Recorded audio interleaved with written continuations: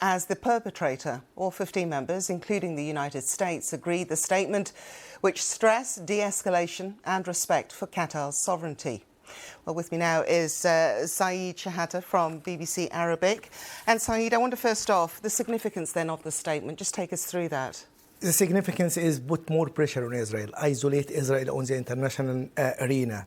While the U.S. acting ambassador to the UN said this could serve as an opportunity for peace, and these strikes don't serve or advance the goals of the U.S. and Israel.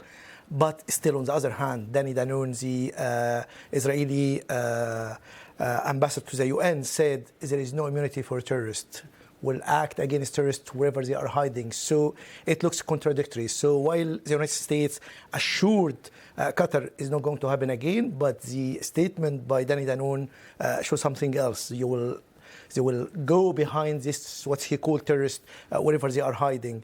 In addition to that, they didn't mention Israel. So because this, I think, the only way was America, with the United States, to agree to this statement, because the statement condemned the strikes, statement shows the solidarity with Qatar, sovereignty with, supporting the sovereignty of Qatar. However, they didn't mention Israel. So this to make America accept to be that, because America all the time in Security Council vote against any resolution or anything against Israel.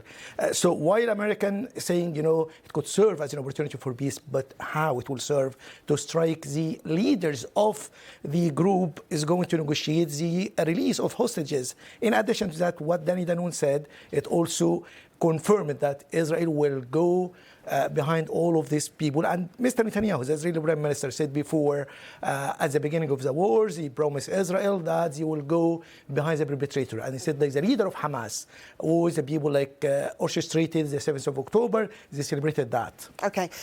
In Israel itself, the cabinet met and there was discussion over the E1 project and a signing by Mr. Netanyahu. What is the E1 project? Yeah, the E1 project is expansion of settlement beside Ma'ali Adumim.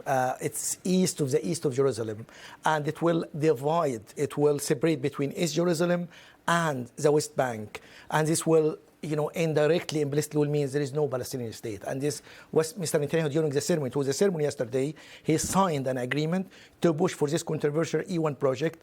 And this E1 project was stalled for years because of fearing of international criticism. But Mr. Netanyahu approved that. Mr. Smotrich, the Minister of Finance, is the one behind that, and said, we need to push for that. And he said, we'll celebrate the annexation of West Bank. So, and Mr. Netanyahu said, we will fulfill our promise that there will be no Palestinian state. This is coming ahead of the General Assembly meeting where some countries, including the United Kingdom, France, will recognize a Palestinian state. But Palestinian state without recognized borders, Palestinian state without East Jerusalem, Palestinian state with divided West Bank, there is no physical territory for a Palestinian state. Saeed Shehata, thank you very much for that. Thank you.